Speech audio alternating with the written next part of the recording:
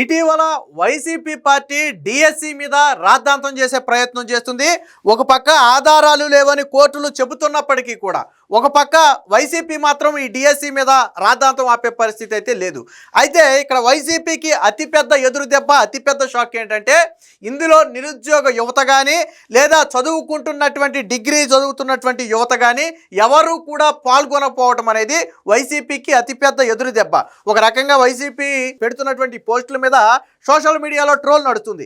ఇందులో జెన్జీ ఎక్కడున్నారు, 60-70 ఏళ్ళు పైబడిన వాళ్ళే తప్ప, వృద్ధులే తప్ప ఇందులో జెన్జీ ఎక్కడున్నారు, ఇందులో డిఎస్సి రాసిన వాళ్ళు ఎక్కడున్నారని చెప్పి సోషల్ మీడియాలో ట్రోల్స్ నడుస్తున్నాయి. మరోపక్క ఎప్పుడైతే నిరుద్యోగ యువత కానీ లేకపోతే విద్యార్థులు కానీ వీళ్ళెవరూ కూడా వచ్చే ప్రయత్నం చేయటం లేదో వైసీపీకి అది అతిపెద్ద ఎదురు దెబ్బలాగా మారింది. ఎందుకంటే ఇప్పుడు నీట్ పరీక్ష ఎగ్జామ్ లీక్ జరిగింది. మొత్తం దేశంలో ఉన్నటువంటి జెన్జీ మొత్తం కూడా ఢిల్లీ వేదిక అయింది. సో ఎవరైతే నీట్ ఎగ్జామ్ రాసి నష్టపోయామని భావించారో వాళ్ళంతా కథం దొక్కారు.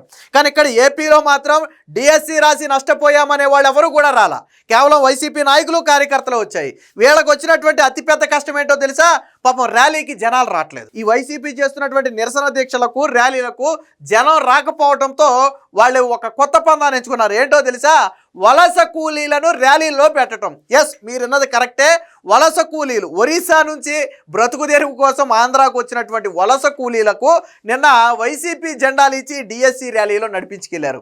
సో ఇప్పుడు సోషల్ మీడియాలో బాగా చక్కెర్లు కొడుతున్నాయి. అలాగే సూళ్లూరుపేట లాంటి ప్రాంతంలో కొన్ని ప్రైవేటు ఇంటర్ కాలేజీ వాళ్ళకి డిఎస్సి గురించి ఏం సంబంధం అంటే వాళ్ళకి ఏం తెలుస్తుంది చెప్పండి. వాళ్ళు 16-17 ఏళ్ల వయసు వాళ్ళది. వాళ్ళకి ఏం ఐడియా ఉంటుంది?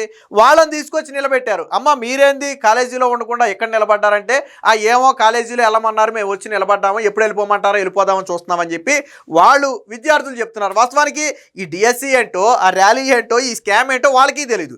ఇక వలస కూలీలు అంటారా, పాపం వాళ్ళకి మన భాష రాదు, వాళ్ళు పట్టుకున్న జెండా ఏంటో తెలియదు, వాళ్ళు దేనికోసం ఖాళీ నరకన ర్యాలీగా తిరుగుతున్నారో కూడా వాళ్ళకి తెలియదు. జెండాలు ఇచ్చారు, పట్టుకుని తిరుగుతున్నారు అంతే. పాపం మీరు ఆ వీడియోలు కూడా ఉన్నాయి, నేను చూపిస్తా. వలస కూలీలు మీరు మనం చూస్తే గుర్తుపడతాం. ఎందుకంటే వాళ్ళ డ్రెస్సింగ్ స్టైల్ అది కొద్దిగా డిఫరెంట్గా ఉంటుంది, మన స్టైల్ లాగా ఉండదు. సో ఒరిస్సా వాళ్ళది. సో మీరు చూస్తే ఈజీగా గుర్తుపడతారు. అంటే వైసీపీకి వచ్చిన కష్టాలు చూడండి. ఒక పక్కేమో దేశంలో కాబట్టి ఇప్పుడు మన జార్ఖండ్ రాంచీలో నిన్నో ఈ రోజు అక్కడ కూడా ఏదో ఉద్యోగాలకు సంబంధించినటువంటి ఒక పేపర్ లీక్ అయిందని మొత్తం యువత మొత్తం కూడా అక్కడ సెక్రటరేట్ ముట్టడించే ప్రయత్నం చేశారు, అసెంబ్లీ ముట్టడించే ప్రయత్నం చేశారు. ఢిల్లీలోనేమో నీట్ పేపర్ లీక్ అయితే అక్కడ ఉద్యమం చేశారు. కానీ ఆంధ్రాలో మాత్రం ఉద్యమం ఎవరు చేస్తున్నారయ్యా అంటే ఇలా బ్రతుకు తెరువు కోసం వచ్చిన వలస కూలీలు, అలాగే వయసు పడిపోయిన వైసీపీ నాయకులే తప్ప నిజమైన నిరుద్యోగులు ఎవరూ రావట్లా. డిఎస్సి సుమారుగా మొన్న 5 లక్షల మంది రాశారు. కొద్దిగా టీట్లో ఒక 16,000 మందికి ఉద్యోగాలు వచ్చాయి తీసేయండి, ఒక 20,000 మందిని తీసేయండి.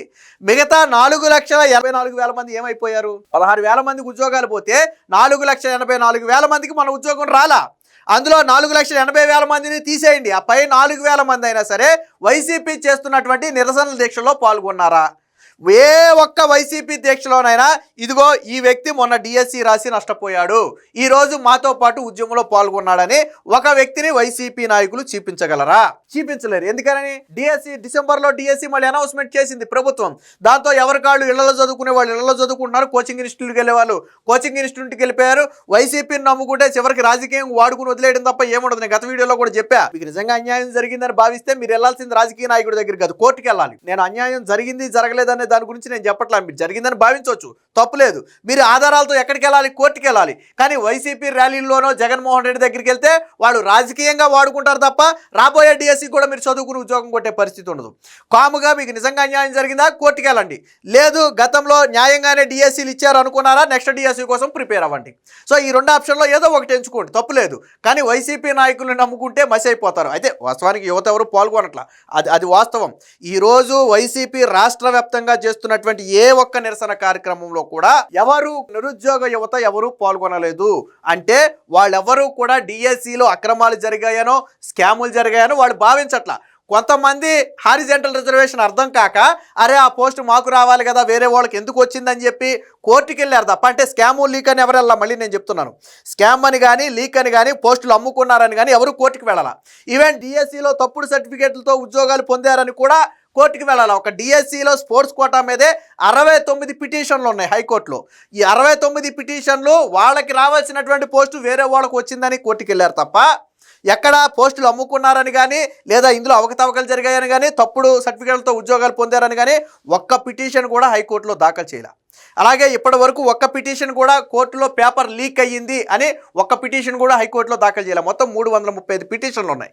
వాళ్ళందరూ ఏంటంటే హారిజంటల్ రిజర్వేషన్ అర్థం కాక అదేంటి ఆ రిజర్వేషన్ కోటాలో మాకు కదా నెక్స్ట్ పోస్ట్ రావాలి, వేరొక వ్యక్తికి ఎవరికో ఇచ్చారేంటి అంటే హారిజంటల్ రిజర్వేషన్ విధానం అది.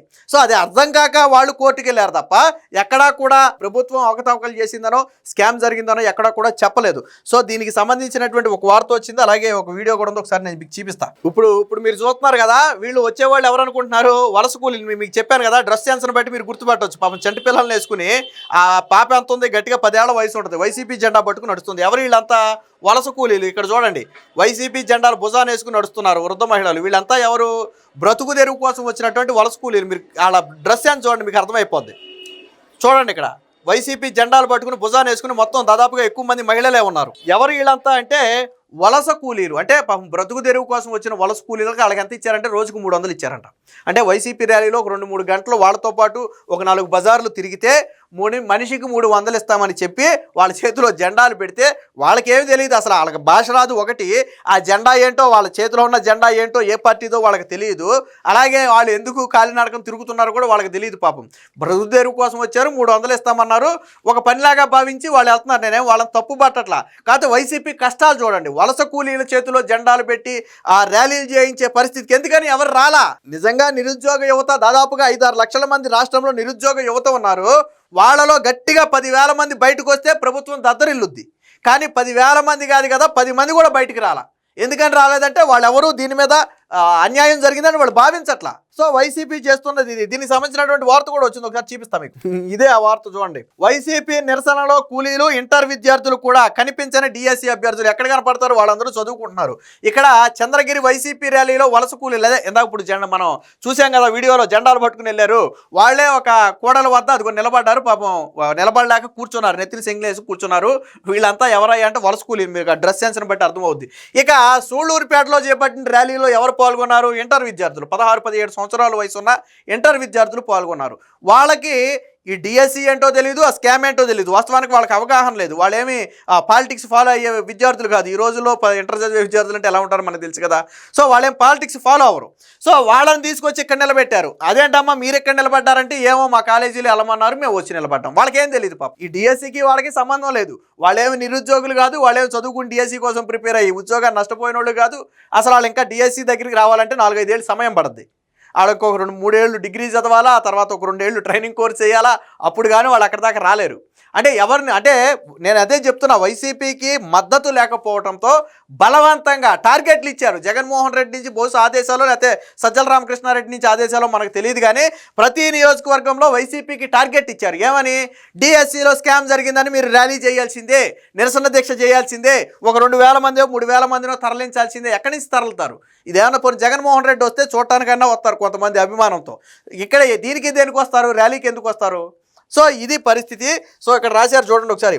మెగా డిఎస్సి 2025లో అవకతవకలు జరిగాయని ఆరోపిస్తూ వైసీపీ నేతలు సోమవారం చేపట్టిన నిరసనల్లో అసలైన అభ్యర్థులు ఒక్కరూ కనిపించలేదు. చాలా ప్రాంతాల్లో డిఎస్సితో సంబంధం లేని ఇంటర్ విద్యార్థులను, వలస కూలీలను రంగంలోకి దింపి వారంతా డిఎస్సి అభ్యర్థులేనన్నట్టుగా వైసీపీ నేతలు కలరింగ్ ఇచ్చారు.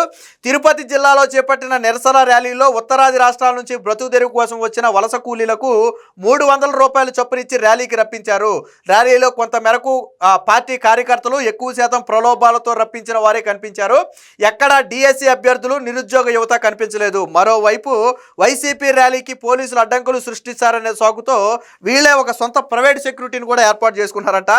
సరే, ప్రైవేట్ సెక్యూరిటీని పెట్టుకోవచ్చు, అది వాళ్ళ ఇష్టం. వాళ్ళు ఎలాగున్నారు తెలుసా? పోలీస్ యూనిఫామ్ లాంటి ధరించేసి వాకీ టాకీలు పట్టుకుని నడుస్తుంటే వాళ్ళు పోలీసులో తెలియట్లా, ప్రైవేట్ సెక్యూరిటీ తెలియట్లా. సో అలాంటి ఒక సొంత సెక్యూరిటీని, పోలీస్ యూనిఫామ్, పోలిన దోస్తులను ధరించి వాకీ టాకీలతో కనిపించారు.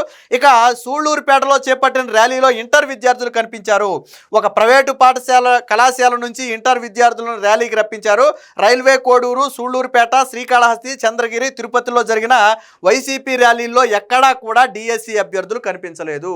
సో ఇది అంటే వైసీపీ అంటే ఒకటి వాస్తవం, నిజంగా అన్యాయం జరుగుంటే వైసీపీ కాదు దీని మీద యువత తిరగబడేది. డిఎస్సిలో స్కామ్ జరిగి ఉంటే ఈరోజు నీట్ పేపర్ లీక్ అయితే ఎవరు తిరగబడ్డారు? ప్రభుత్వం తిరగబడిందా? ఎవరు తిరగబడ్డారు? విద్యార్థులు తిరగబడ్డారు. అలాగే ఎవరైతే నీటిలో నష్టపోయామని భావించారో వాళ్ళు తిరగబడ్డారు, వాళ్ళ తల్లిదండ్రులు తిరగబడ్డారు. అలాగే ఈరోజు జార్ఖండ్లో ఏదో పేపర్ లీక్ అయిందని చెప్పి అక్కడ తిరగబడ్డారు. అక్కడ ఎవరు తిరగబడ్డారు? అక్కడ యువత తిరగబడ్డారు. అలాగే గతంలో తెలంగాణలో కూడా పేపర్ లీకులు జరిగాయి, టీఎస్పీఎస్సీ పేపర్ లీకులు జరిగాయి. అప్పుడు ఎవరు తిరగబడ్డారు? అక్కడ యువత తిరగబడింది. కానీ ఇక్కడ ఆంధ్రాలో ఎవరు తిరగబడుతున్నారు? ఎవరో తిరగబట్ల, వైసీపీ తిరగబడుతుంది. నిజంగా నష్టం జరిగితే అసలు వైసీపీతో సంబంధం లేదు, పార్టీతో సంబంధం లేదు, ప్రభుత్వాల కూకటి వేళ కదులుతాయి. నిజంగా స్కామ్ జరుగుంటే 5 లక్షల మందిని, అదే చెప్తున్నా, 5 లక్షల మంది డిఎస్సి రాశారు. ఇంకొక వేరే కాంపిటేటివ్ ఎగ్జామ్కి ప్రిపేర్ అయ్యే వాళ్ళు ఒక 5 లక్షల మంది ఉంటారు.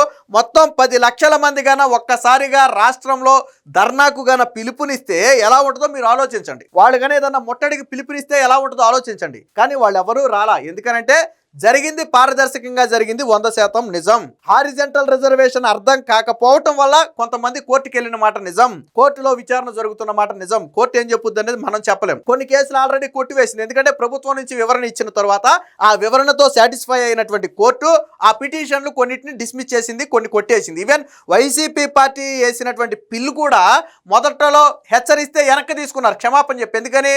మీరు ప్రాపర్గా పిల్లు దాఖలు చేయలేదు, పిల్లులో ఆధారాలు పెట్టలేదని వార్నింగ్ ఇస్తే బహిరంగ క్షమాపణ చెప్పి కోర్టుకి పిల్లు వెనక్కి తీసుకుని మళ్ళీ పిల్లు వేశారు. వైసీపీ ఎమ్మెల్సీ పర్వత్ రెడ్డి వేశాడు. రెండోసారి పిల్లు వేస్తే ఏం చెప్పింది కోర్టు?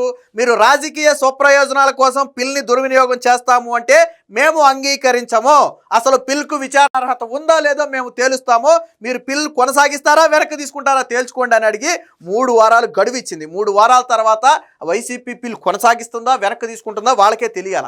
వెనక్కి తీసుకుంటే అక్కడితో వైసీపీ కథం, ముందుకు సాగితే కోర్టు డెసిషన్, అది మనం చెప్పలేం. విచారణ కోర్టు తేల్చుద్ది. అసలు పిల్కి అంటే కోర్టే పిల్లు కొట్టేస్తుందా వీళ్ళు వెనక్కి తీసుకుంటారు అనేది చూడాలి. కానీ ఎక్కడా కూడా కోర్టులో కూడా స్కామ్ అనే పదం లేదు. ఈ పర్వత్ రెడ్డి వేసినటువంటి పిల్లులో కూడా స్పోర్ట్స్ కోటాలో అన్యాయం జరిగింది, దొంగ సర్టిఫికేట్తో ఉద్యోగం పొందారని ఆరోపణలు ఉన్నాయని చెప్పారు తప్ప డిఎస్సిలో పేపర్ లీక్ జరిగిందని ఎక్కడ ఆరోపణ లేదు. కానీ వీళ్ళు నిరసన ర్యాలీలో ఏం చెప్తారు? డిఎస్సి పేపర్ లీక్ జరిగిందని చెప్తారు. అంటే వైసీపీ చేసే నీచ రాజకీయం ఎలా ఉంటుంది అనడానికి ఇదో ఉదాహరణ. మొత్తంగా ఆ వైసీపీ చేస్తున్నటువంటి ఈ నిరసన దీక్షలకు ఎవరు స్పందించకపోవటంతో, ముఖ్యంగా నిరుద్యోగ యువత స్పందించకపోవటంతో అటు కళాశాల పాఠశాల అంటే ఇంటర్మీడియట్ చదువుతున్న విద్యార్థులను ఇలా పాపం వలస కూలీలుగా వచ్చి జీవనోపాధి కోసం వలస కూలీలుగా వచ్చినటువంటి వీళ్ళని ర్యాలీలకు ఉపయోగించుకుని వాళ్ళు అక్కడికక్కడ పబ్బం గడుపుకుని వాళ్ళనే డిఎస్సి అభ్యర్థులుగా, వాళ్ళనే నిరుద్యోగులుగా, వాళ్ళే ప్రభుత్వం మీద తిరగబడినట్టుగా చూపించే ప్రయత్నం చేస్తున్నారు తప్ప వాస్తవంగా ఎక్కడా కూడా వైసీపీకి మద్దతు లభించలేదు.